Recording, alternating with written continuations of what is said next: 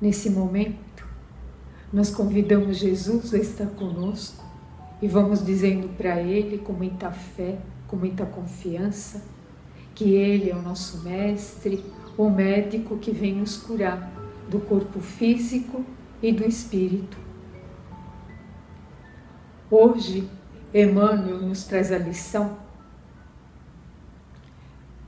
vós, que dizeis?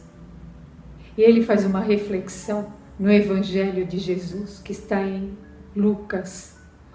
Jesus faz uma pergunta aos discípulos, dizendo: e vós, quem dizeis que eu sou?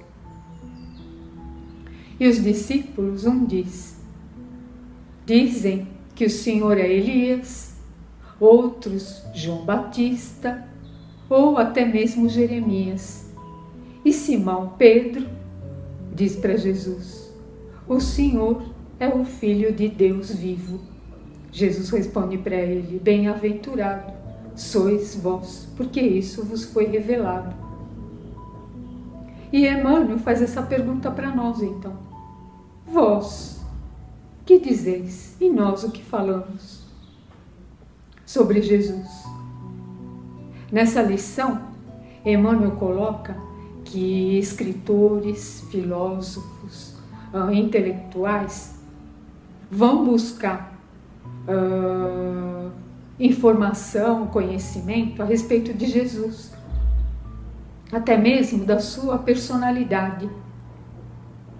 No entanto, eles vêm com a visão, com o ponto de vista, Emmanuel coloca, acadêmico.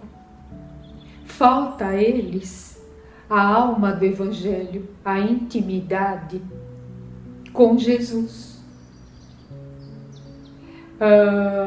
Uma jornalista americana, ela fez um artigo no jornal The New York Times e ela coloca a respeito da parábola da figueira seca.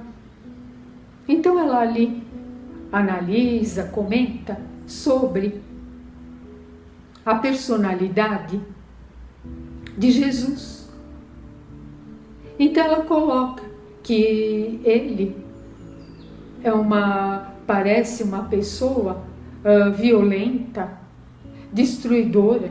Como pode-se dizer que ele é um homem brando, pacífico e bom, se na parábola ele amaldiçoa aquela árvore e diz para ninguém mais comer dos seus frutos? Nós vemos aí a análise bem superficial. Quando Emmanuel coloca que falta intimidade com Jesus, falta a alma do Evangelho.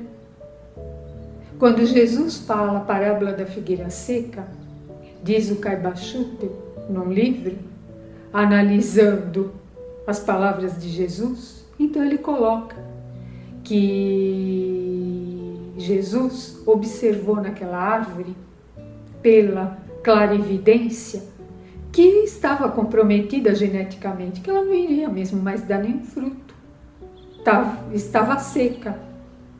Da mesma forma que muitas vezes nós olhamos uma árvore, até perto da nossa casa, a gente vê e diz assim: ah, mas que árvore bonita, olha a aparência. No entanto, às vezes vem uma chuva, um vento mais forte, e aquela árvore tomba. Por quê? Porque ela não estava bem. Às vezes estava oca, não iria mesmo dar mais nenhum fruto. E Jesus percebeu isso na figueira. No entanto, é lógico que o que ele traz é um sentido muito maior, moral para nós. Ele compara com as pessoas que têm condições de fazer o bem e não fazem. Poderiam ser muito mais úteis e não são. É essa a comparação que ele diz. Que a árvore, ela está ali para trazer a sombra, os bons frutos. Do contrário, para que ela serve? Nós é a mesma coisa. Se nós, aonde nós estivermos, não dermos algo de bom, o que nós estamos fazendo de útil, de bom, de beneficial para nós e também para o outro. Se nós formos procurar na filosofia, tem o mito de Narciso. E vem nos falar quase a mesma coisa que Jesus, o mesmo sentido, esse sentido moral. Porque Narciso está ligado ao narcisismo. Até uma frase mais assim comum, mas que a gente ainda usa. A pessoa que só olha para o próprio umbigo, ou seja, egoísta, egocêntrica, vaidosa. E Narciso achava tudo o que era feio, que não era espelho. Por quê? Porque ele só sabia se olhar, se admirar. O interesse dele era por ele próprio, por mais nada. No entanto, ele tinha uma amiga, Eco. E Eco, além de amiga, ela era apaixonada por Narciso, o amava. Mas ele, egoísta, ele nem percebia isso. Ele nem olhava para ela. E ela se colocou diante dele, para que ele a percebesse, a notasse. E assim, ambos passaram a vida. Ela também, na vaidade dela, no egoísmo, diante dele, para que ele a percebesse. Como ambos terminam como dois galhos secos, dois galhos retorcidos, um voltado para o outro. Lógico que traz esse sentido moral para nós, mostrando o quê? Que ambos poderiam ter feito muitas coisas, coisas úteis, no entanto, ficaram presos, ligados pelo egoísmo, sem fazer algo que pudesse trazer benefício. E nós podemos ver a personalidade de Jesus no sentido até mesmo do campo das emoções. Augusto Cury, que é um psiquiatra, um pesquisador, ele fala muito sobre Jesus nos seus livros.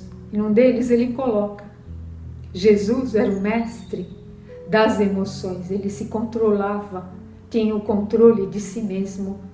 Por isso a brandura levava ele a um estado de serenidade, de equilíbrio. Na passagem, quando ele está descansando no barco e vem a tempestade, ele se dirige à tempestade dizendo: cala-te. E naquele momento a tempestade calou. Nós vemos o magnetismo até mesmo na voz. Por uma palavra, tudo se acalmou à volta dele. Magnetismo muito grande, de cura. Quando ele se dirige a Paulo na estrada de Damasco, o que ele diz? Saulo, Saulo, por que me persegues? Por essas palavras, Saulo se despe da túnica do orgulho e diz a Jesus: Senhor, o que queres que eu faça? Num outro estado de alma, de humildade, de compreensão. Então, nós vemos aí a voz, a tonalidade, o magnetismo que Jesus empregava em todos os momentos, nos dando exemplos de como nós devemos nos comportar, como nós devemos agir. Hoje, é lógico, nós precisamos da ciência para tudo, no sentido, né, hoje o avanço da ciência, no sentido dos remédios, de tudo que temos à nossa disposição. Mas, mesmo diante de um psiquiatra que vai nos ajudar, né, vai nos indicar um remédio, diagnosticar, ele não consegue desvendar os segredos da nossa alma, porque é um homem, é imperfeito, tem suas limitações. Mas Jesus chega a desvendar os segredos da nossa alma. No livro Missionários da Luz, Os espíritos falam para André Luiz que Freud avançou muito na psicanálise, mas o que faltou para ele? Conhecimento da lei da reencarnação. Que se ele conhecesse a lei da reencarnação, ele teria progredido muito mais, evoluído muito mais no campo da psicanálise, na ajuda dos seus pacientes. Então nós vemos aí Jesus, a grandeza dele, a personalidade dele e esse magnetismo de amor e de cura. Ele não só se comovia diante daqueles que sofriam, ele ia e exercia misericórdia, ele ajudava. E Emmanuel hoje nos coloca que nós, como vamos mostrar o que nós pensamos dele? Através das nossas atividades diárias, através das nossas tarefas do dia a dia, através do exemplo. Então hoje nós ouvimos falar muito de seguidores, influenciadores. No entanto, que nós devemos dizer? Que Jesus é o nosso influenciador. Nós somos os seus seguidores e devemos deixar os nossos exemplos para que os outros vejam em nós verdadeiramente quem somos por conta daquele a quem seguimos. Não adianta colocar um crachá cristão, cristã e não mostrar exemplo. Então, fica para cada um de nós. O que dizeis vós quem eu sou?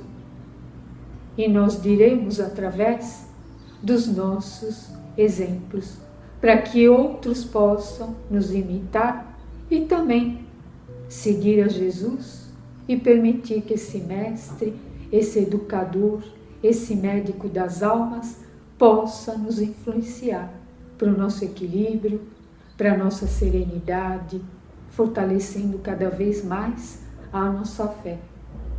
Que seja uma semana muito iluminada para todos nós. Graças a Deus.